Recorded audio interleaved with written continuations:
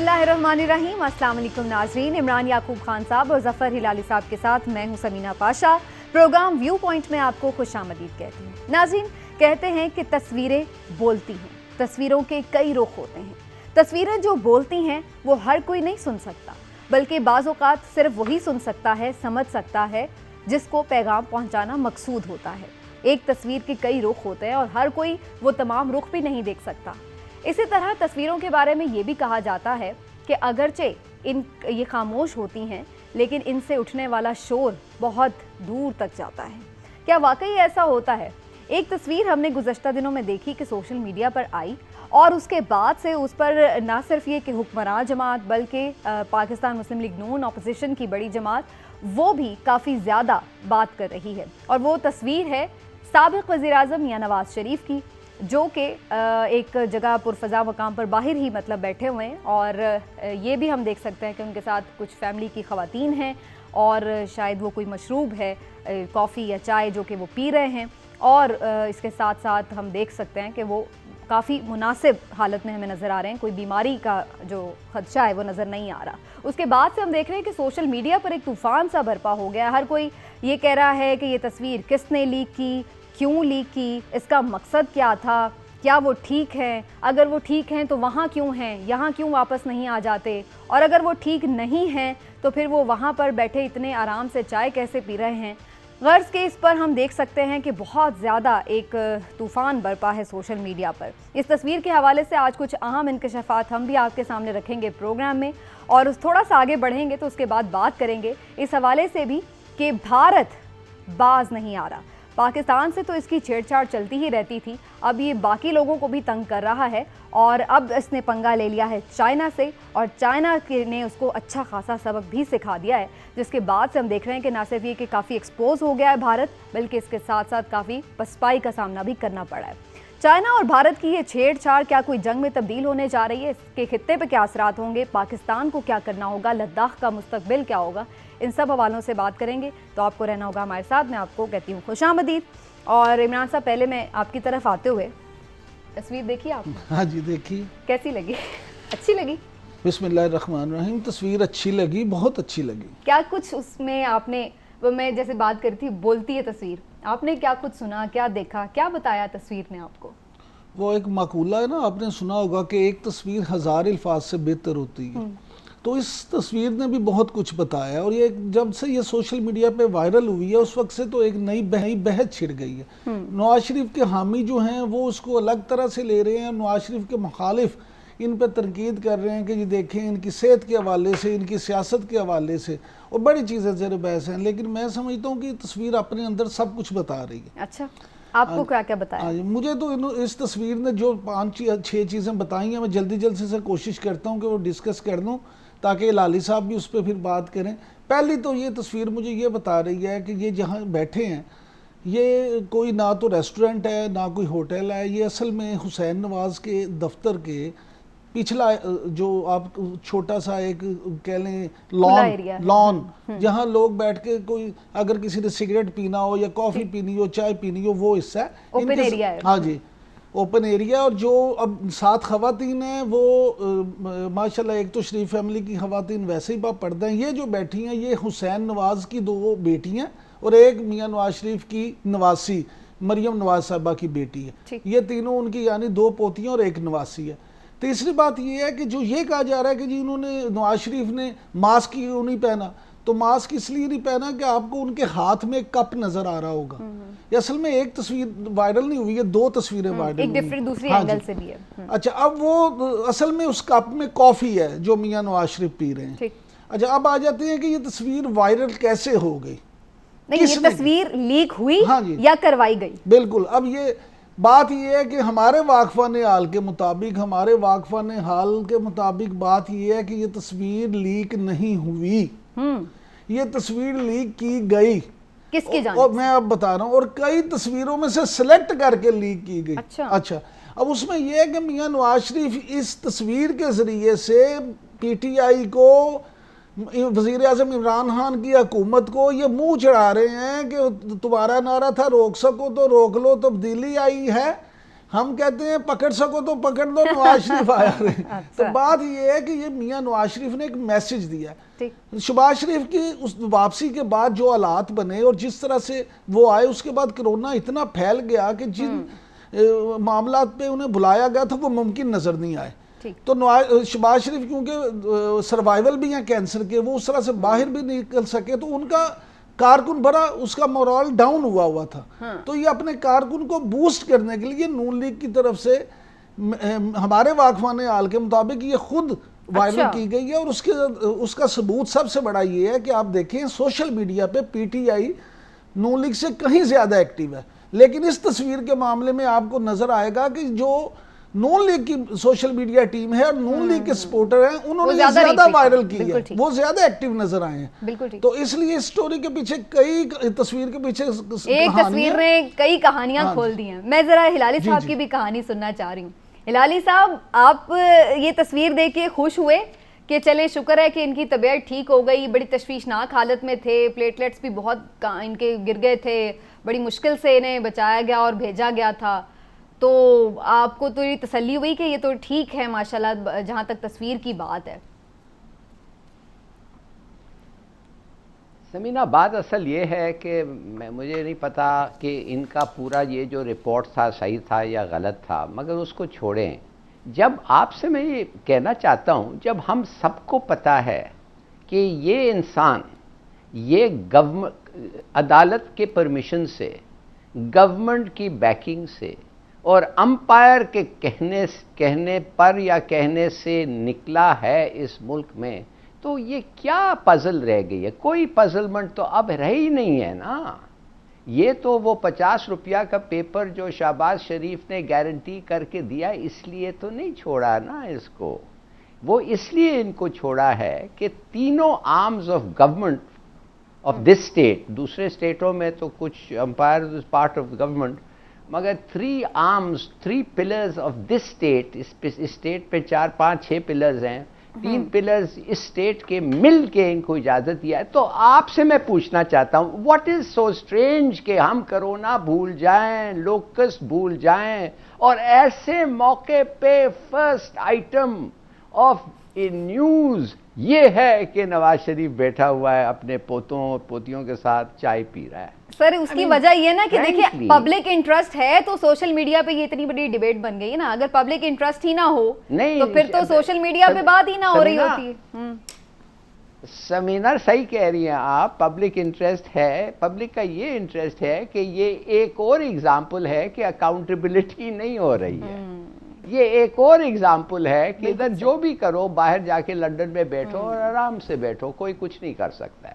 I am sorry, یہ تو اگر آپ کسی ایک روٹیرین مجھے ملا، گورا تھا، کہنے لگے یہ کیوں لوگ اتنا بات کر رہے ہیں اس کے بارے میں. میں نے کہا یہ ہمارا پرائم منسٹر تھا، اس کے خلاف بڑے کیسز تھے، تو یہ کہتا ہے وہ نکلا کیسے. میں نے کہا وہ چھوڑو، ادھر کے پالیٹکس ایسے ہیں. تو کہتا ہے کہ اچھا تو وہ نکل گیا ہے. میں نے کہا ہاں نکل گیا ہے. تو وہ پھر کیا ہوگا؟ میں نے کہا کچھ نہیں، وہ نکل گیا ہے، سیف، وہ واپس نہیں آئے گا. وہ آرام سے اگر آئے گا تو کوئی اور اس میں آئے گا، کیپیسٹی میں آئے گا. So there it is, you know, I mean nothing surprising. میں پتہ نہیں کیوں آپ کیوں اتنے حیران ہیں.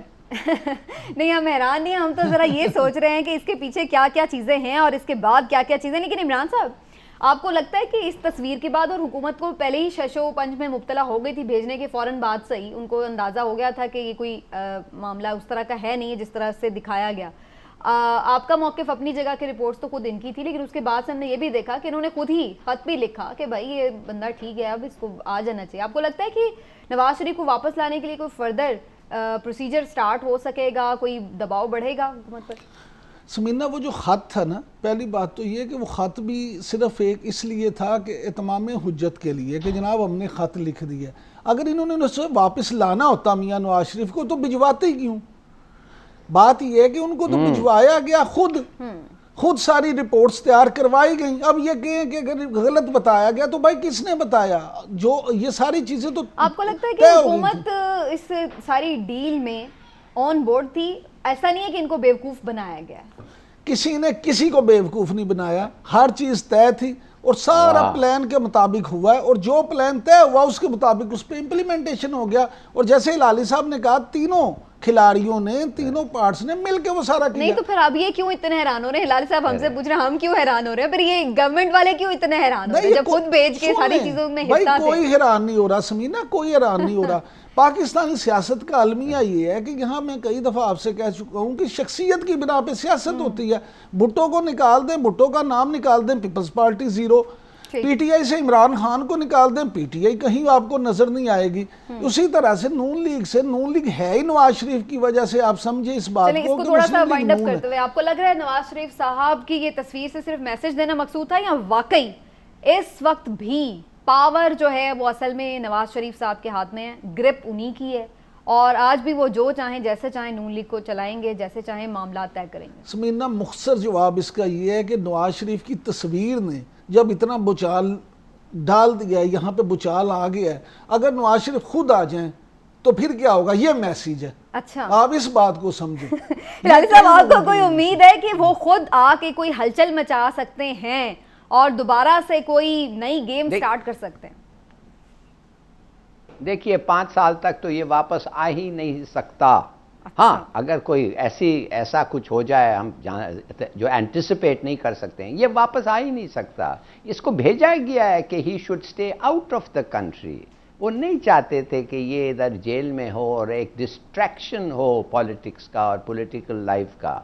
तो उन्होंने कहा बस ठीक है, तुम जाओ और वापस उस वक्त आओ जब हम तीनों मिलके फिर फैसला करेंगे, और ये तीनों फिर मिलके कभी फैसला कर ही नहीं सकते।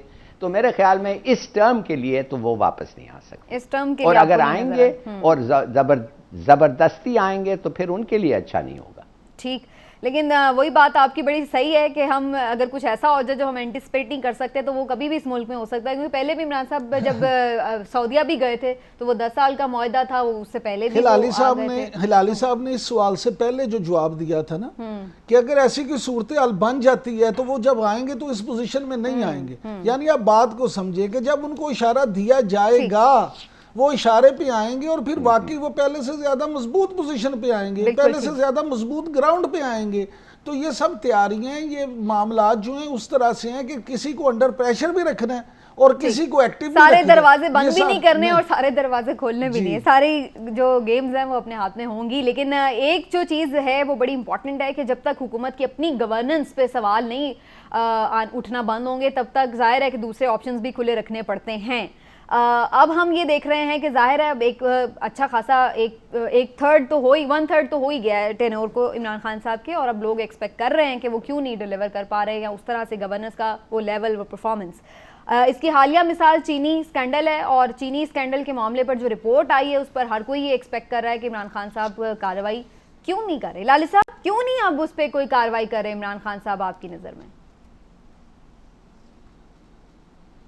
मैं तो जब ये अपोजिशन की अकाउंटेबिलिटी नहीं कर सकते हैं समीना, तो ये अपने लोगों को क्या अकाउंटेबिलिटी करेंगे, आप मुझे बताएं। दूसरी बात ये है कि मिनिस्टर्स, चीफ मिनिस्टर, केन कमिश्नर्स, ये सब जो ये रिपोर्ट में नेम किए गए हैं, फूड सेक्रेटरी, किसी और मुल्क में, डिसेंट कंट्री में, सिविलाइज्ड नॉर्म्स में इमीडिएटली वो खुद अपना इस्तीफा ऑर्डर करते और कहते कि भाई जब तक ये पूरा प्रोसेस ख़त्म नहीं हुआ है, we would like to stand down. देखिए जैसे अलीम को फिर इन्वेस्टिगेट करके उसको वापस ले आए, तो इनको भी स्टैंड डाउन करना चाहिए था। अब ये हमारा, it's not in our culture. दूसरी बात ये है कि अब लोग कहते हैं कि अगर शॉर्टेज ऑफ शुगर था तो आपने एक्सपोर्ट करने के लिए क्यों इजाज़त दी, और अगर नहीं था आप इंपोर्ट करने के लिए क्यों इजाज़त दिया। अब आप देखिए 300 अरब रुपया हैज़ बीन लॉस्ट। समीना मैं बताऊं, वो 300 अरब कब और किससे आप लेते क्यों नहीं है वापस भाई, उन लोगों से जिन्होंने कमाया है। व्हाट यू डू इट, बिल्कुल सही। और रिकवरी प्लान आपका क्या है? कोई देखिए वही तो मैं कह रहा हूं, इधर कोई अकाउंटेबिलिटी है नहीं। अब दूसरी बात जो आपको मैं बताना चाहता हूं, जो शायद लोगों को नहीं पता है समीना, वो ये है कि एक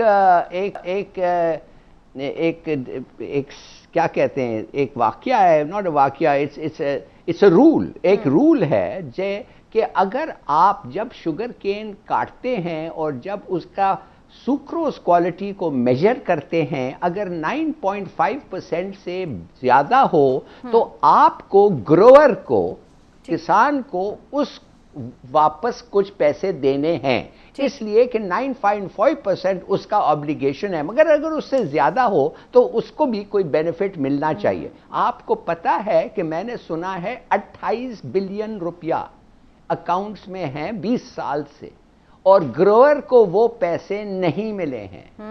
میں یہ جاننا چاہتا ہوں کہ یار اب تو لگتا ایسا ہے کہ شوگر مل والے لوٹتے ہیں اور مڈل مین بھی لوٹتا ہے, اب تو گورنمنٹ بھی لوٹ رہی ہے. اور جو پستا ہے وہ بیچارہ کاشتکار ہوتا ہے, وہ گروور ہوتا ہے چھوٹے لیول کا, وہ بیچارہ وہ محروم رہتا ہے. بالکل ٹھیک ہے. میں اسی آگے پوائنٹس کو کچھ لے کے جاتے ہوئے, عمران صاحب کل شہزاد اکبر صاحب بھی کچھ اس بارے میں بات کر رہے تھے, اگر میں ذرا آپ کی یاد دہانی کے لیے سنوا دیتی ہوں کہ کیا باتیں ہوئی. شاہد کا کہنا, اور شہزاد اکبر صاحب نے اسی معاملے پر چینی اسکینڈل کو لے کر کے ایک دوسرے پر کافی وار کیے. دیکھ لیجیے ذرا. ہر روز ایک کرائے کا آدمی جو ہے وہ آگے پریس کانفرنس کرتا ہے.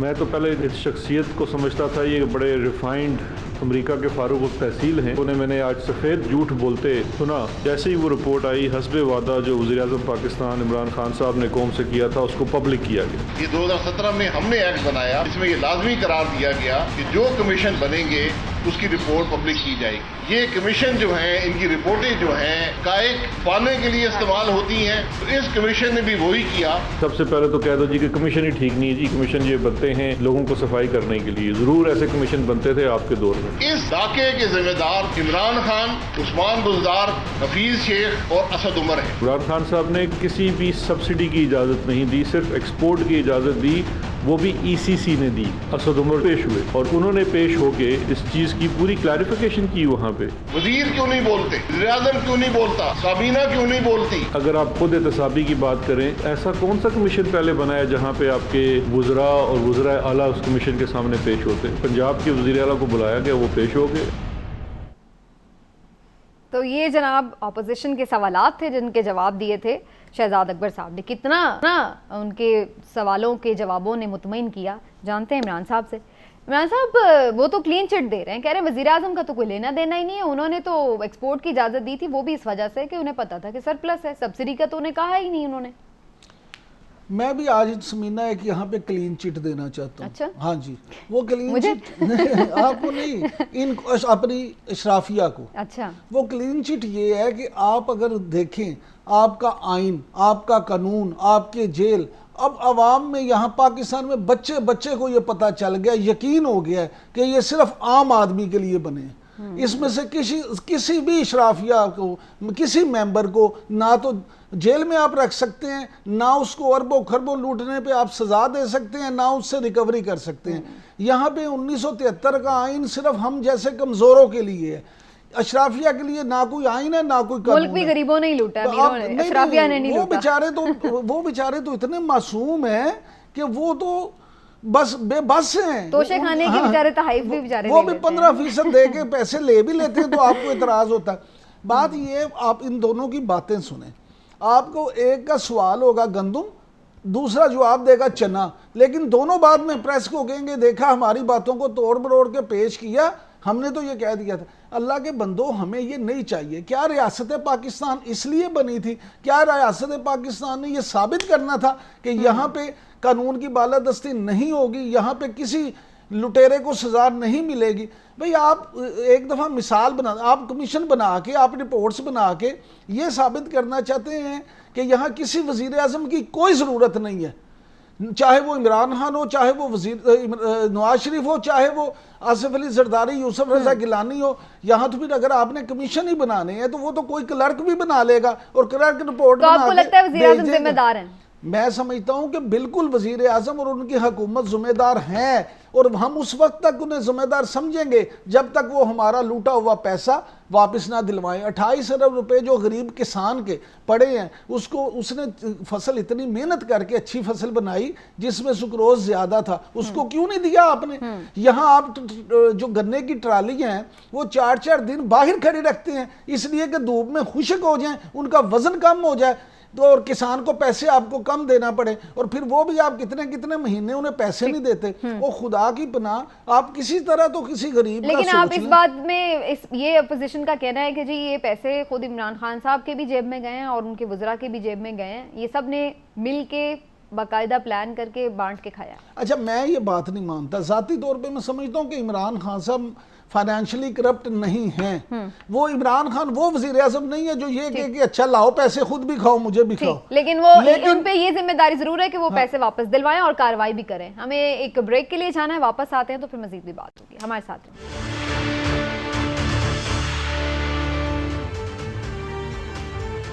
ویلکم بیک ناظرین، 28 مئی کی تاریخ سب کو یاد ہے، ظاہر ہے کہ یوم تکبیر جس میں پاکستان ایٹمی طاقت بنا اور ایٹمی دھماکے کر کے خود کو نیوکلیر پاور کے طور پر دنیا بھر میں منوایا، لیکن اس کا کریڈٹ بہت سارے لوگ لیتے ہیں۔ ذوالفقار علی بھٹو نے ایٹمی پروگرام شروع کیا، اس کے بعد بہت سارے سائنسدانوں کا بھی اس میں ہاتھ ہے، لیکن فائنلی یہ جب واقعہ پیش آیا تھا، یہ اس وقت میاں نواز شریف صاحب کی گورنمنٹ تھی، وہ وزیر اعظم تھے۔ ہم نے دیکھا کہ اس دفعہ 28 مئی پر مریم نواز صاحبہ نے بھی اس حوالے سے ٹویٹ کیا اور انہوں نے بڑا اپنے والد کو خراج تحسین پیش کیا اور کہا کہ جی انہوں نے عہد وفا نبھا دیا، اور بھی لوگوں نے اس پہ ہر کوئی اپنا اپنا کریڈٹ لے رہا تھا، لیکن ایسے میں ہم نے دیکھا کہ شیخ رشید صاحب بھی سامنے آئے اور انہوں نے بھی ایک بڑی دلچسپ بات کی اور یہ کریڈٹ انہوں نے خود لیا۔ وہ کیا کہہ رہے تھے ذرا وہ بھی سن لیجیے۔ ایٹمی دھماکہ راجہ ظفر الحق نے کیا، شیخ رشید نے کیا اور گور ایوب نے کیا۔ نواز شریف صاحب سمیت تمام لوگ ایٹمی دھماکے کے مخالف تھے۔ تو ہم بھی ذرا جاننا چاہ رہے ہیں کہ آخر ایٹمی دھماکے کس نے کیے۔ ہلالی صاحب آپ فرمائیے سر، آپ کی نظر میں ایٹمی دھماکوں کا کریڈٹ کس کو جاتا ہے، کس نے کیے، کس کے حکم پر ہوئے؟ جہانگیر کرامت نے کرایا ہے اور اس کو کریڈٹ جاتا ہے۔ ہاں ضرور شیخ رشید نے فیور تھے، گوہر ایوب، شیخ رشید، راجہ ظفر الحق، یہ ضرور کہا کہ کرو، مگر جو آدمی کرایا وہ تھا جہانگیر کرامت۔ ایک دوسری بات یہ ہے، نواز شریف کے تو رال ٹپکنے لگ گئے نا، 5 بلین ڈالر کا پتہ نہیں اس وقت جو آفر آیا تھا، 4-5 بلین 98 میں، اب آپ سوچئے کوئی 10-15 بلین ہوگا آج، ایسا آفر تھا، اس کے رال ٹپکنے لگے۔ بزنس مین کی تو ٹپکنے لگتی ہے جیسے پیسے دیکھتا ہے سنتا ہے، تو پھر بھی اس کو، مگر there was no way، I mean Jahangir کرامت نے ایکچولی، سمینہ میں نے تو سنا یہ ہے کہ جس طریقے سے وہ نیوکلیر سیٹ اپ تھا، وہ چگائی میں جو انہوں نے سیٹ اپ کیا تھا، اس طریقے سے کیا تھا کہ انہوں نے اجازت سے پہلے ہی جو ویپن سسٹم، جو ویپن کو ایکسپلوڈ کرنا تھا، اس کو تو اندر ڈال دیا تھا، اور یہ نہیں تھا کہ اس کو آ کے ایک دفعہ ڈال دیں اور سب چیز سیٹ اپ کریں اور اس کو پھر جا کے نکال دیں۔ میرے خیال میں وہ بڑا مشکل ہوتا۔ So it was taken for granted کہ آرمی چیف نے کہا ہے ہر لحاظ سے یہ ہوگا، یہ عوام بھی چاہتی ہے، میں بھی، فوج بھی چاہتی ہے، تو پھر نواز شریف کے لیے بڑا مشکل تھا۔ جتنے بھی پیسے اس کے سامنے کلنٹن نے ڈینگل کیا، کہنے کہ نہیں میں نہیں ہونے دوں گا، so he agreed finally. All right, تو یہ آپ کی نظر میں ہسٹری کہتی ہے۔ عمران صاحب آپ کی نظر میں کریڈٹ کس کو جاتا ہے، شیخ صاحب کو؟ دیکھیں شیخ صاحب کی اگر آپ اس وقت کی تقریریں سنیں نا، جو اس دھماکے کے فوراً بعد کی ہیں، تو آپ کو نظر آ جائے گا کہ یہ اس وقت کس طرح سے نواز شریف کے قصیدے پڑھتے تھے، اور انہوں کی تقریریں آن ریکارڈ موجود ہیں جس میں انہوں نے کہا کہ اگر آج نواز شریف وزیر اعظم نہ ہوتے تو ہم کبھی ایٹمی طاقت نہ بنتے۔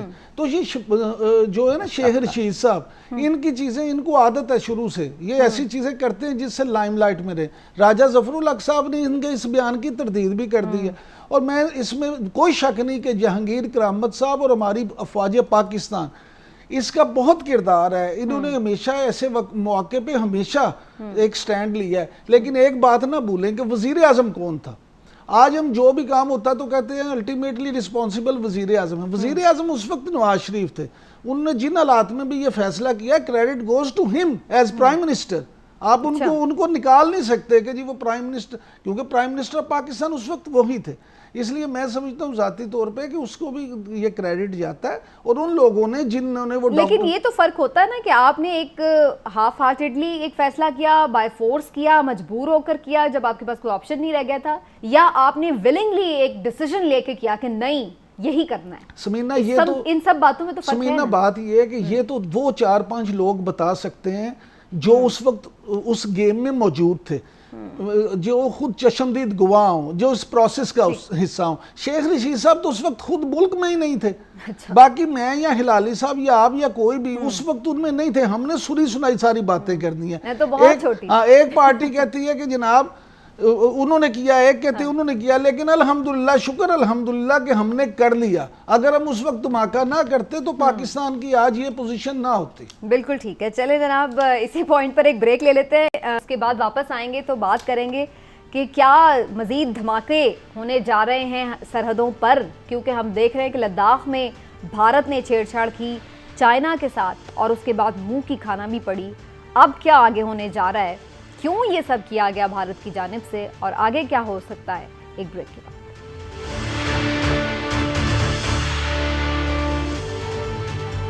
ویلکم بیک ناظرین. بھارت کی عادت ہے کہ ہر کسی معاملے میں ٹانگ اڑاتا ہے، جان بوجھ کر پرابلمز کریٹ کرتا ہے خطے میں، اور ایک دفعہ پھر اس نے ایسا ہی کیا، لیکن اس بار ذرا بھاری پنگا لے لیا. جی ہاں، یہ پنگا اس پر بھاری اس لیے پڑ گیا کیونکہ اس دفعہ اس نے چھیڑ چھاڑ کی جو علاقہ چائنا کے ساتھ متنازع ہے بھارت کا، یعنی لداخ میں.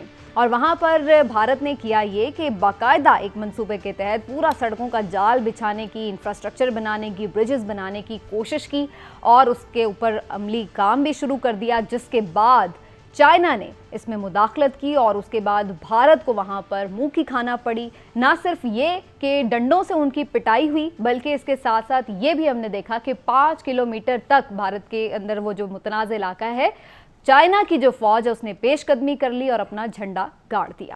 اب صورتحال یہ ہے کہ بھارت منہ چھپاتا پھر رہا ہے، سمجھ نہیں آ رہی کہ کیسے اس ساری سچویشن سے سبکی سے نکلے. اور دوسری طرف یہ کہا جا رہا تھا کہ شاید امریکہ کی آشیرواد پر یہ سب کچھ ہوا ہے، لیکن امریکہ بہادر تھا کہاں، وہاں اس کی مدد کیوں نہ پہنچی، ایسا کیوں نہ ہوا، یہ سوال بڑا امپورٹنٹ ہے. اور یہ بھی کہ اس کے بعد پھر ڈونلڈ ٹرمپ صاحب تو ثالثی کی پیشکش بھی کر بیٹھے ہیں. اب اس کا کیا بنے گا، پاکستان اس سارے تنازع میں کہاں کھڑا ہے، کیا اس کی اہمیت ہے، یہ کچھ اہم سوال ہیں جن کے جواب ہم جاننے کی کوشش کرتے ہیں. ہلالی صاحب پہلے آپ کی طرف آتے ہوئے کہیے گا آپ کو کیا نظر آ رہا ہے، یہ سارا ایڈونچر کرنے کی ضرورت کیوں پیش آئی انڈیا کو، اور اگر امریکہ کے کہنے پر کیا تھا تو پھر امریکہ مدد کو کیوں نہیں آیا، کیا ان کو اس طرح سے سبکی کا سامنا کیوں کرنا پڑا؟ بڑی سمپل ریزن یہ ہے کہ موڈی جو ہے ایک الیکشن تو اس نے جیتا ہے. وہ کہتا ہے، وہ بی جے پی کہتی ہے کہ بالا کوٹ نے ہمیں ایک الیکشن جتایا. ہم نے جتنا جھوٹ کہا بالا کوٹ کے بارے میں، لوگوں نے کہا یہ ڈٹ کے لڑتے ہیں پاکستان کے خلاف اور یہ ہمیں کشمیر لے کے رہیں گے. اس لیے موڈی کو بہت ہی سپورٹ ملا الیکشن میں، نمبر 1. دوسری بات یہ ہے کہ اب دیکھیے 1962 میں ان کو ایک سبق ملا تھا، بغیر کسی کو بتائے ہوتا ہے نہرو صاحب نے جا کے پورا لداخ کو سیز، اکسائی چن جدھر ان کا یہ ڈس ایگریمنٹ ہے اس کو گریب کرنے کی کوشش کی، یہ کرنے کے کہ ہم یہ ہمارا ہے. چائنا نے ان کو بہت بری طرح سے ڈیفیٹ کیا، کلکتے تک وہ بھاگتے رہے، اور جب تک کلکتہ پہنچے وہ واپس پیچھے مڑ کے دیکھے بھی نہیں کہ ہمارے پیچھے چائنیز ہیں، کہ ادھر ہی رک گئے ہیں جدھر وہ شروع ہوا تھا. اچھا، اس کے بعد 1987 میں راجیو گاندھی نے جا کے ایک بڑا اچھا اگریمنٹ کیا تھا چینیوں کے ساتھ. اس نے کہا دیکھو ہمارا ڈسپیوٹ ہے لائن آف ایکچوئل کنٹرول میں، اور ہم اور تم بیٹھ کے یہ میٹر کو پیسفلی سیٹل کرنا چاہتے ہیں، اور ہم کہتے ہیں تمہیں صرف اور صرف ہم پیسفلی اس کو سیٹل کریں گے. چین نے کہا بالکل ٹھیک ہے، بڑی اچھی بات ہے. اور دیکھیں 1987 میں سے دیکھے کافی 20 سال تک چلتا رہا معاملہ اس طریقے سے. پھر موڈی صاحب جب آئے انہوں نے کیا کیا، انہوں نے 70 روڈز، بریجز اور ایک ایئرپورٹ جو گڈ انف فار رشین سوکوئز کے لیے بنایا. تو چین نے کہا کہ بھائی ہم نے تو پیسفلی سیٹل کرنا تھا، یہ تم نے یہ کیا کر رہے ہو بھائی، یہ ختم کرو. اس کا مطلب یہ ہے کہ تمہاری کوئی اور تیاری ہے، کوئی اگریسو تیاری ہے. اس نے کچھ بات ہی نہیں سنا. تو پھر انہوں نے، اچھا اس کے بعد 370 جب آ گیا، چین نے ان کو کہا لداخ تو تم نے انڈیا کا ایک حصہ بنا دیا ہے, یہ تو ہمارا ڈسپیوٹڈ ٹیریٹری ہے, اب اس کے معنی یہ ہے کہ تم ہمارا زمین کو اپنا بنا لیو. دس از ہارڈلی پیسفل سیٹلمنٹ. اب ہم تم نے ہماری سوورینٹی کو وائلیٹ کیا ہے. تو اس لیے جب انہوں نے یہ سب چیزیں دیکھا سمینا, انہوں نے کہا ہم اس کو مانتے نہیں ہیں, ہمیں اس پہ کوئی بھروسہ نہیں ہے, یہ اس قسم کا آدمی ہے. اور 5 میل 7 میل جو آپ کہہ رہے ہیں شاید اندر آ گئے ہیں, گڑ گئے ہیں. اب اس سے کیا بینیفٹ ہوگا؟ آپ نے کہا شروع میں پاکستان کے 2 بینیفٹس ہیں اس میں. ایک بینیفٹ تو یہ ہے کہ اگر انڈیا اور چین کا فیصلہ ہو جاتا, اور سمجھیے اگر اس لائن پہ فیصلہ ہوتا جو انڈیا چاہتا ہے, تو 7 میل کے فاصلے تک انڈیا کا حدود آتا.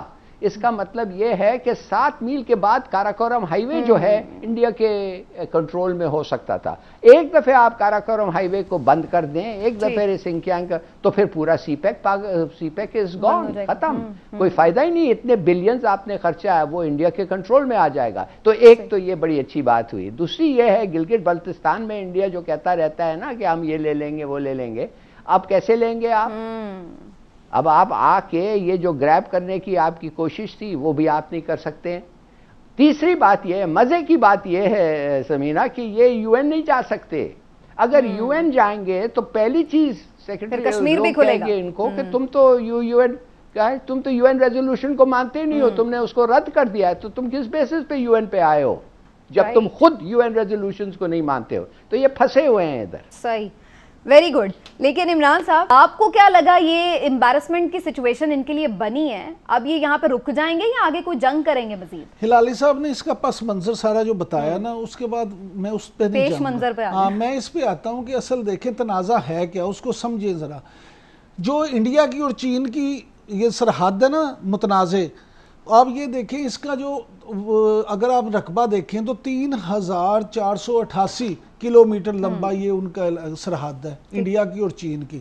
اور پھر معاملہ یہ ہے کہ اب انڈیا کو اصل تکلیف کیسے ہوئی؟ تکلیف یہ ہوئی کہ انڈیا, اسرائیل اور امریکہ یہ تینوں ملک نہیں چاہتے کہ پاکستان اور چین کی دوستی مزید مضبوط ہو.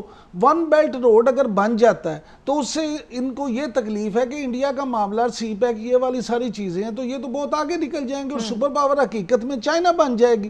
یہ امریکہ کو کسی طرح بھی وارے میں نہیں ہے. اب انہوں نے ان کو ہلا شری دی کہ بھئی آپ یہ کرو اور اس طرح سے یہ سارا کرو.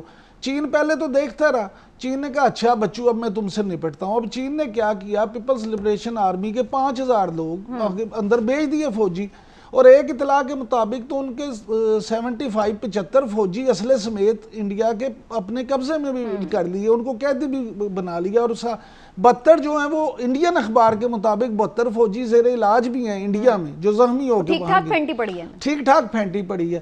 اب اگر آپ یہ دیکھیں نا کہ انڈیا اور چین اب کیا یہ بڑی جنگ کی طرف جائیں گے, تو اس میں میرا جواب ہے کہ نہیں, یہ بڑی جنگ کی طرف نہیں جائیں گے. اچھا, اس کی وجہ یہ ہے کہ ان دونوں کا 90 ارب ڈالر سالانہ تجارت کا حجم ہے, 90 ارب ڈالر. اس لیے یہ دونوں جنگ جو ہے نا افورڈ نہیں کرتے. لیکن انڈیا کو جو ہلالی صاحب نے کہا تھا نا شاہراہ کراکرم والا معاملہ اور گلگت بلتستان والا, اصل میں جب دیابیر بادشاہ ڈیم بھی پاکستان نے شروع کیا ہے, انڈیا کو وہ بھی تکلیف ہے. انڈیا اللہ کے 124 سے زائد ڈیم بنا چکا ہے ان دریاؤں پہ جن پہ پاکستان کا رائٹ ہے, لیکن اس سے پاکستان کو فائدہ ہوتا نظر آیا. اس نے کہا یہ بھی دور کرے.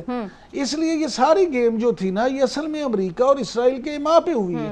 لیکن اب جب اس کے دانت کھٹے ہوئے ہیں تو اب میں سمجھتا ہوں امریکہ بھی پھر پیچھے ہٹ گیا. امریکہ تو آپ کو پتہ ہی ہے, وہ تو ہمیشہ ہمارے ساتھ یہی کرتا ہے. امریکہ جتنا جو ہے نا ناقابل اعتبار دوست امریکہ ان حوالوں سے, اتنا تو کوئی بھی نہیں. اب وہ بلکہ ثالثی کی پیشکشیں کرتا ہے. تو اسی لیے نا وہ چاہ رہے کہ تاکہ ایسا نہ ہو کہ یہ تاثر نہ جائے کہ یہ ہمارا بھی ان کو. لیکن ہلالی صاحب میں تو یہ بھی سوچ رہی تھی کہ جو پاکستان کرنا بتانا چاہ رہا تھا دنیا کو کہ ہر جگہ پہ دیکھ لیں یہ بیسکلی انڈیا ہے جو انتہا پسندی کرتا ہے, ہر جگہ یہی جا کے پنگے لیتا ہے, بھلے وہ سری لنکا میں معاملہ ہو, بھلے وہ نیپال کے ساتھ معاملات ہوں, بھلے آپ یہ کشمیر کا معاملہ دیکھ لیں, اب چائنا کے ساتھ بھی انہوں نے یہ پنگا کیا.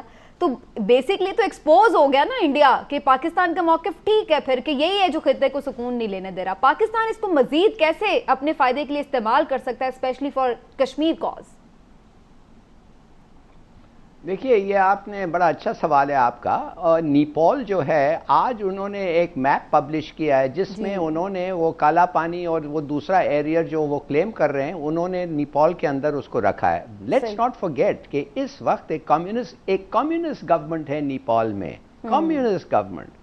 اور میرے خیال میں یہ کمیونسٹ گورنمنٹ جو ہے چین کے ساتھ ان کی بڑی اچھی دوستی بھی ہے.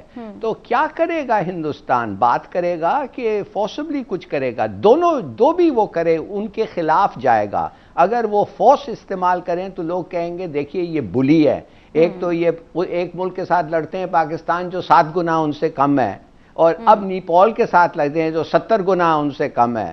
تو یہ کس قسم کا ملک ہے؟ لیبرز کو بلی کرتا ہے. ساتھ ساتھ سری لنکا کے بھی ساتھ ان کا کوئی پرابلم ہے اس پہ پورٹس پہ اور یہ وہ. میرے اپنے خیال میں سمینا, مودی جو ہے یہ اس کو ہمیں سمجھنا چاہیے. یہ استعمال فورس کرے گا. میں نہیں سمجھتا کہ this is the end of the matter. دیکھیے what does he have to lose. اگر آج کے سچویشن میں اگر وہ فیصلہ مان جائیں چین کے ساتھ تو اس کا تو لوز ہے ہر لحاظ سے وہ لوز کیا ہے. اس کے اسٹریٹجک آبجیکٹیوز نہیں ہے, اس کا پولیٹیکلی اس کو بڑا دھچکا پڑا ہے. تو یہ کچھ کرے گا, اور میرے خیال میں جتنا یہ کرے گا اتنا چین اس کو مزید نقصان کرے گی, اور اتنا ہمارے لیے اچھا. بالکل ٹھیک ہے. چلے دیکھتے ہیں آنے والے دنوں میں کیا ہوتا ہے. پاکستان کو بھی بڑا کیئرفلی اپنی اسٹریٹجی بنانی ہوگی, لیکن ظاہر ہے کہ چائنا اور پاکستان ساتھ ساتھ کھڑے ہیں, اور اگر دشمن مشترکہ ہو تو پھر مل کے بھی کوئی پلاننگ کی جا سکتی ہے. بہرحال جناب اسی پوائنٹ پر آپ سے اجازت لینے کا وقت ہوا. انشاءاللہ اب آپ سے اگلے ہفتے ملاقات ہوگی. اجازت دیجیے, اللہ حافظ.